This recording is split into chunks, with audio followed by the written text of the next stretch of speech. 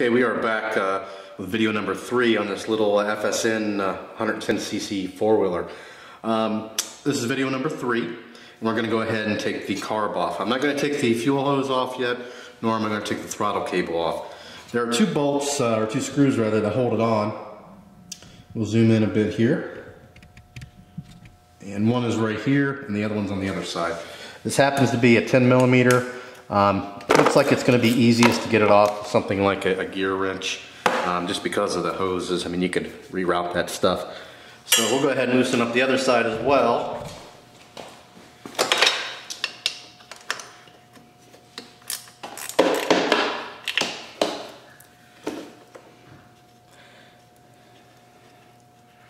And yeah, I can smell that gas. I'm definitely gonna, first I'm gonna see if I have any gas out in the shed, which I'm sure I do.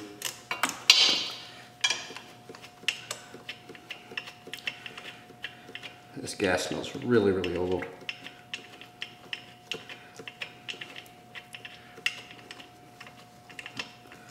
But I'll probably just get rid of the gas anyway. What am I saying? But get this other one off. I'm gonna go ahead and keep on getting this off. And it's almost off. Killing time on the video, unfortunately. And this is why I wanted to take all that bodywork off, just because it's a small four-wheeler and spaces are really confined. There. So we got those 2 off. Now I'm assuming it should pop off now. Yeah, there we go. So now, in order to get the rest of it off, we're going to have to undo the throttle body cable, or the throttle cable, which should just, there we go. It just screws off. Should have a spring in there if it's like every other motorcycle on the planet. Yep.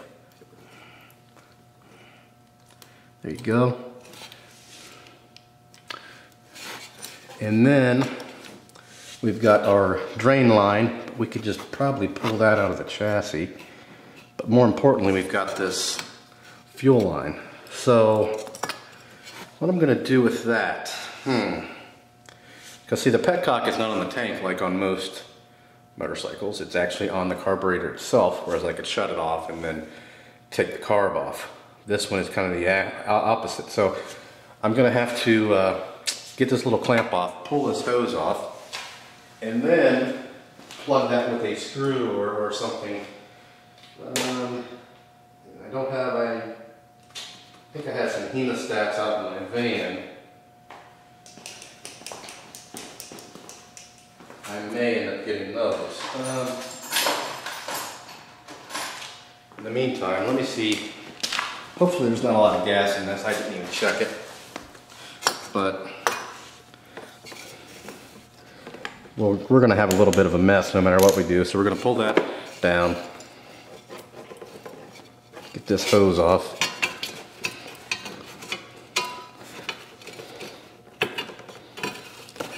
Yeah, the hose doesn't want to come off as easy as I wanted it to.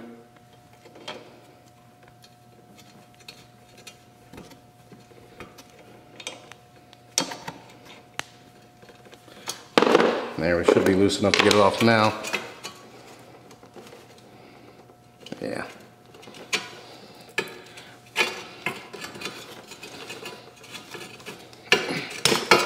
Ooh. Look at that gas. That is brown.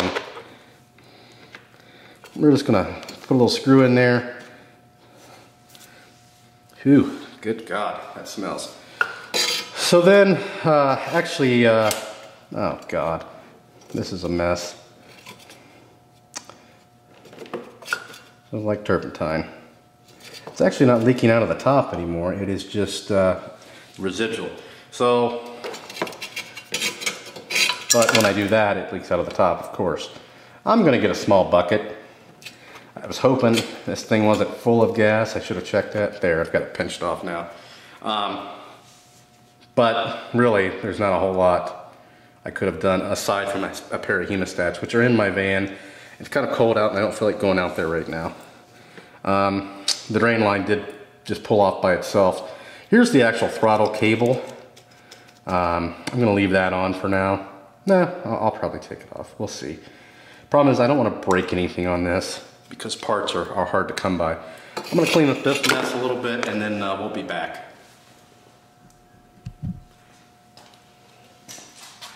Okay, we're back. I have the fuel line just crimped with wire tie. Well, I'm gonna go ahead, I'm not gonna take the actual, I'm just gonna take the cable out of the assembly so we can get the whole carb out. It looks pretty dirty down in there to me. We're gonna go ahead and take the bowl off. Let me get a screwdriver and we'll see what that looks like.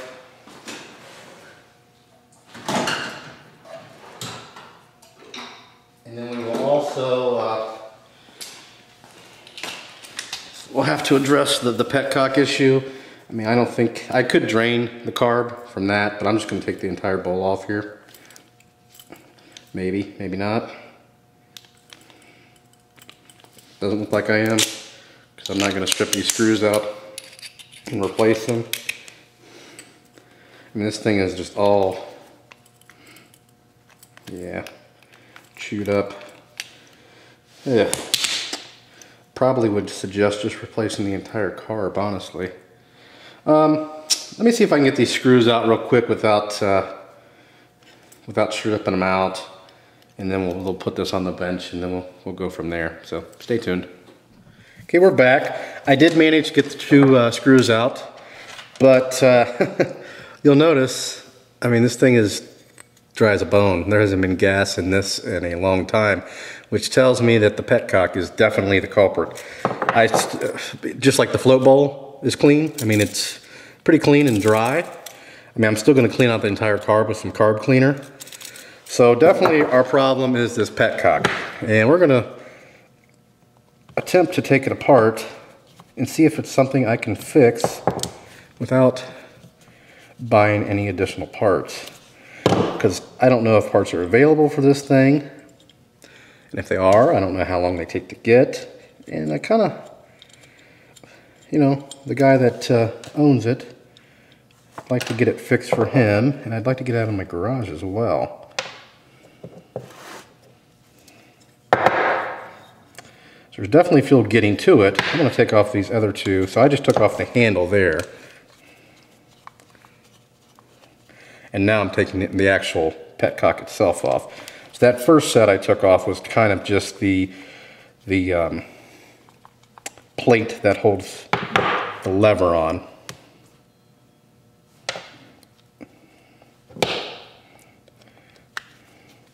But who knows if you can even get just this. You might have to buy the whole carb. I don't know anything about these Chinese motorcycles.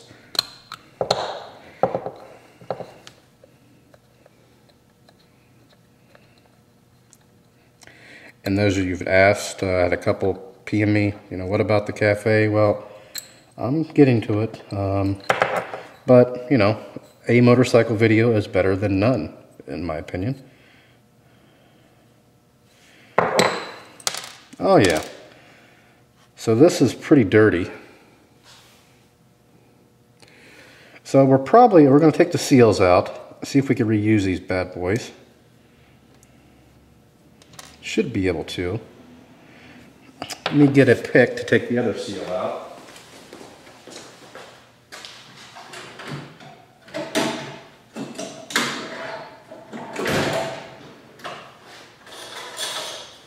And also, I think I want to throw all this in the ultrasonic, so I'm going to take a picture of the way this goes, just in case there's something, you know.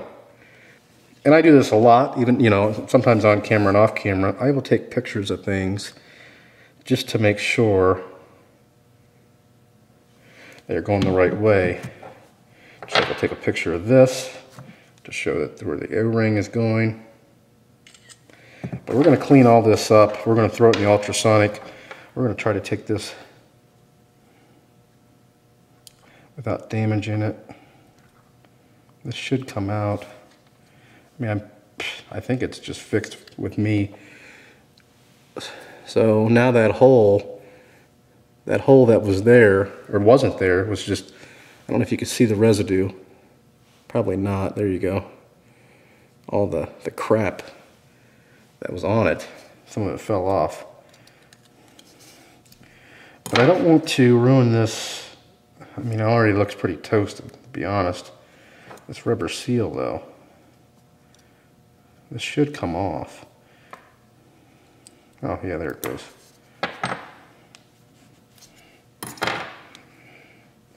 So we'll just remember it goes that way. We'll take a picture of it. There we go. We're going to go ahead and throw it all in the ultrasonic, I think.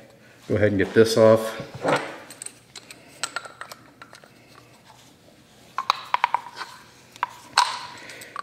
I don't really, with my ultrasonic, with what I got in there, it's fine with rubber seals, but I still try to take everything off that I can.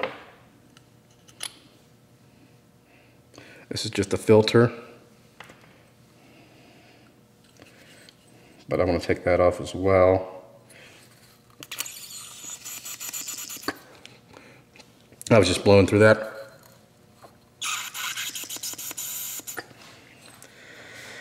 So put that in the ultrasonic. Actually, I will probably just go ahead and put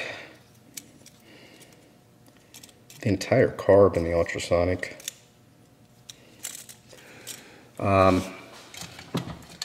Which resides right there.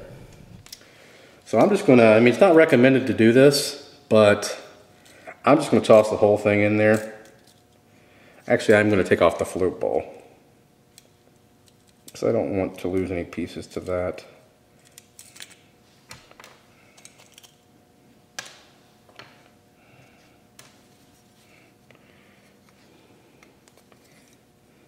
But even this plastic piece here, that can go in the ultrasonic. I think I've got almost all the rubber seals. There might be a rubber seal in the air screw adjustment. I'm sure there is, but I'm not going to worry about that. So what I've got in here, looks like I need to add some more water possibly. Yeah. I've got basically Purple Power and distilled water. You don't have to use distilled water, I've got it, so why not? So we'll throw that in there too. And we'll add some more water to it. I will probably throw this filter in there. And we'll let it run for a few hours. I'm gonna go ahead and add some more water to this and let it run. Oh, you know what? I'm gonna put this in there too. I kinda wanna put everything in there.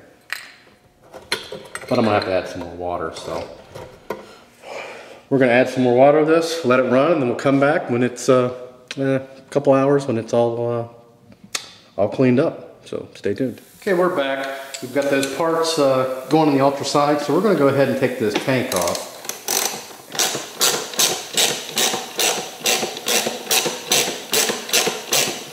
And this is really not necessary, but I want to have a look inside of it, and it'll just be easier to drain. So there's just 2 bolts. I mean, chances are, I mean, if you've gotten this far, this is something you're going to be able to do. So we're going to take this off and then drain the fuel, clean it up a little bit, and put it back on. There we go. It should just come out. I've got it tangled up a little bit. Yeah, I've actually got it in between a wire tie. Let's cut that off. Not that wire tie, but the other one that's in between there. I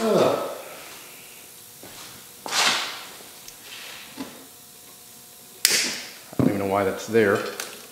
There we go. Not a lot of gas in it, but enough to give me a little bit of headache. So I'm going to clean this up on the outside and look at the inside, and then we'll come back when those parts are done cleaning. So stay tuned. Okay, we are back. You can hear in the background the ultrasonic's still going. Got a lot of the pieces done, but not all of them. We went ahead and emptied out the fuel into that container right there. I've got the fuel tank back on. I just swept off the outside, took a flashlight to the inside, looked clean enough, so I'm not going to worry about it. Also, I went ahead and strapped down the battery. the battery strap that it wasn't even strapped to it, but it was just hanging there, is right there, and it's broken. So the battery's all secure. Kind of cleaned it up a little bit. I've got a mess going on right here, and we'll show you. So these are the parts I have cleaned. The bottom bowl, I've already put the drain plug, the filter back in. I've already started to put the petcock back together. This all looks good, but what I noticed is on the actual lever, which is here, there's this little washer, and it's all bent up. And basically, what that does is this little piece, little washer, goes over everything. I don't remember which way it goes. That goes the other way. But anyway, so that little, this piece goes over that. The washer would actually go in between those. And that washer's bent up, and it's just not really good. And I still, no, I've got it the right way. And anyway, so that's what caused this to leak, is because that washer puts pressure on this metal piece here to hold the lever tight against that rubber seal. So this one's all bent up, and it's probably, you know, this is a little worn on the back here. So I'm trying to find the washer, or I want to double up, either get another one exactly like this, or I'm going through a variety of washers. Like something like this might be nice. It's the right size, and it's thicker, but I'm going to have to drill it out because it doesn't fit all the way over. I mean, it's so close, but it doesn't fit. So I think I'm going to use this. I'm going to try to drill it out a little bit, and then use that. It's about double the thickness. Now, if it's a little tight, I don't care, but in order to get a good seal against this rubber grommet here, which, you know, selects whether you shut your fuel on or off, I'm going to have to put something in there thicker, because this one is just beyond it. And I'm looking through my parts bin here. You see I've got stuff spread out everywhere, trying to find something that will work. And this is about the only thing I've came close to finding. It's the right size on the outside diameter. It's just the inside is a little smaller. So close. It is about double the thickness. So I'm going to go ahead and try to drill this out, and then we'll see if we can put this part of it back together while the main body is still clean. So stay tuned. Okay, what I've done is I got the washer and the vise here. I do have a drill press, but I don't have anything really to hold something this small. So what I'm doing is I've got a bit that's a little bit smaller, and I'm just kind of side to side.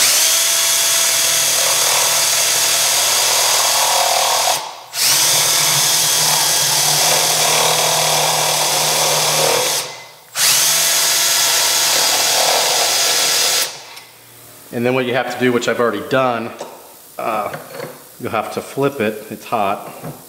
You have to flip it to get the other sides, since I can't really go up and down.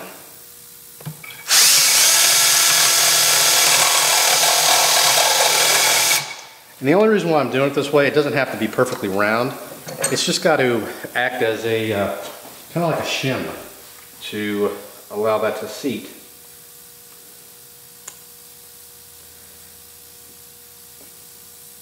And we're so close. Let's see here. Yeah, fits over it right now, but not exactly the way it should. So we're going to have to take a little bit more off this. But anyway, I just wanted to show you that real quick. I'm just going to keep on whittling away a little bit here at a time, just so I can get this so it fits down around that the way I like. And then we'll see how it all goes together. So we'll see you in a bit. Okay, we are back. Went ahead and drilled a little bit more, and it's perfect now. It's actually better than it was, than the original was, as far as the fit. It goes over it just fine. Like again, it's about double the thickness. I don't think that'll pose a problem. So I'm going to go ahead and reinstall this, and then we'll come back and we'll show you how it works, and then we'll wait to, well, it'll be a second for you, but we'll wait for that main body to get done and put it back in, pour some gas in this pig, and see if it starts. So we will see you soon. Okay, we are back. We've got this installed. Now it seems to be working awesome. It's really, really hard to open. Not really hard, but like it should be. Maybe a little harder than it should be to open and close. When I first got it, it was not. Down is on, straight is off. Way to test it, you could put it on backwards. With this particular carb, it should work, but it would turn the opposite way. The way to test it, you've got your line here, your inlet or your incoming fuel line. You can just blow air through it. and the air will come up right here. And so definitely working. If you shut it and try to blow through it, nothing's happening. So this is definitely working now. That's awesome. So once the throttle body's done, or the complete carb, I should say, body is done, we'll go ahead and throw this back together. So we'll be back in a bit. Okay, this is going to conclude part 3. Just wanted to show you part 4. We'll be seeing if it starts. We've got the carb reassembled, got all the lines back on. It actually had an air filter that was laying in the seat area on the bodywork, so we've got that put on, and I think we're ready to rock. Let's cross our fingers that nothing else is wrong. Whole thing, you know, I left it in that ultrasonic for quite a while, even though the video doesn't seem necessarily that, or doesn't seem that short rather, but I did a lot of talking. But I would say if you already had a clean carb, I mean, this whole job would take me 15 minutes maybe. But we were dealing with a lot of crud, so a lot of it was just waiting for the ultrasonic. So that is going to do it for this one. If you have any questions or comments, post those below. Hopefully I'll remember to put a link to part 4 in the description, and that'll be the starting video. Let's see if we have won this one. Anyway, please subscribe. Thanks for watching. Have a great day.